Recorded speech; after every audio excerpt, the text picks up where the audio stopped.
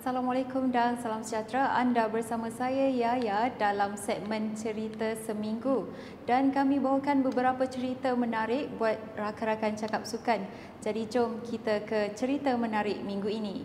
Kelab Johor Darul Takzim JDT melakar satu lagi sejarah baru apabila Stadium Sultan Ibrahim dipilih sebagai tuan rumah Spartan Stadium yang pertama di Malaysia yang dijadual berlangsung pada 3 dan 4 September ini.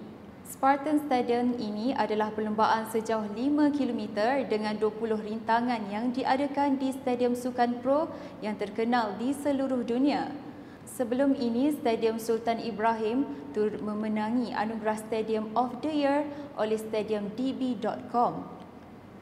Home of the Southern Tigers yang ikonik ini telah membuktikan daya tarikannya dengan anugerah Stadium of the Year oleh stadiumdb.com yang terus meningkatkan jenama JDT di peringkat antarabangsa. Baik, kita ke cerita seterusnya. Bekas penyerang handalan Udinese, Antonio Di Natale secara rasmi dilantik sebagai pengendali kelab Serie C Carrarese. Di Natale yang kini berusia 43 tahun menggantikan jurulatih sebelumnya Silvio Baldini yang mengundurkan diri akibat prestasi buruk pasukan.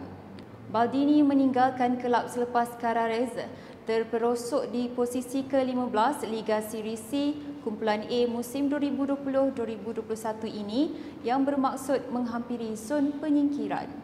Okey, baik, kita ke cerita seterusnya. Atletico Madrid sedang menggiatkan usaha untuk mendapatkan bintang Uruguay yang sedang meningkat naik Matias Arizo. Penyerang berusia 18 tahun itu diberi label Luis Suarez baru dan prestasi luar biasanya itu diminati sejumlah kelab besar Eropah. Los Rojiblancos kini berada dalam senarai teratas untuk mendapatkan tanda tangan Arizo dari kelab Uruguay Atletico River Plate sebagai sebahagian dari projek jangka panjang mereka. Pihak Atletico berharap dapat mendatangkan Arizo dengan nilai perpindahan sekitar 12 juta euro. Jika berjaya mendapatkan Arizo, Atletico kabarnya akan meminjamkan pemain itu ke kelab pencabar domestik Matias Arizo Pinheiro hingga Julai dan akan bergabung ke pasukan bimbingan Diego Simeone untuk mempersiapkan musim baru.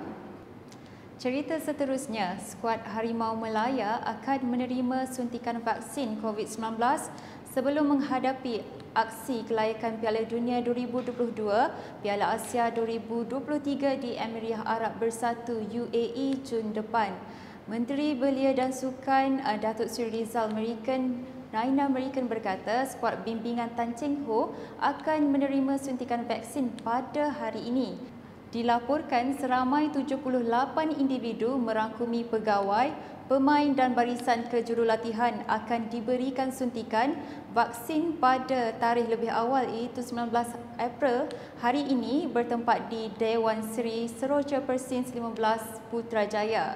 Sebelum ke UAE, anak buah Cheng Ho akan memasuki kem latihan pada 16 Mei dan menghadapi dua aksi persahabatan di Bahrain. Seterusnya, Liga Bola Sepak Malaysia MFL akan menarik balik kebenaran kehadiran penonton ke stadium jika prosedur operasi standard SOP yang telah ditetapkan gagal dipatuhi. Ketua Pegawai Eksekutifnya Datuk Abdul Ghani Hassan berkata MFL menerima laporan daripada petugas yang memantau setiap perlawanan Liga Malaysia berhubung kegagalan pematuhan SOP ini di beberapa stadium semasa saingan berlangsung. Cerita menarik seterusnya, Barcelona menjulang trofi Copa del Rey untuk ke-31 kalinya setelah membenam juara bertahan Athletic Bilbao 4-0 pada aksi final di Stadium La Cartuja, Sevilla. Barcelona memperoleh jaringan menerusi babak kedua yang diledakkan oleh Griezmann pada minit ke-60, Dijon pada minit ke-63, manakala dua gol lagi dijaringkan oleh Messi pada minit ke-68 dan 72. Sekian sahaja cerita seminggu. Jangan lupa untuk ikuti sosial media kami seperti yang tertera. Jumpa lagi pada minggu hadapan. Assalamualaikum dan salam sejahtera.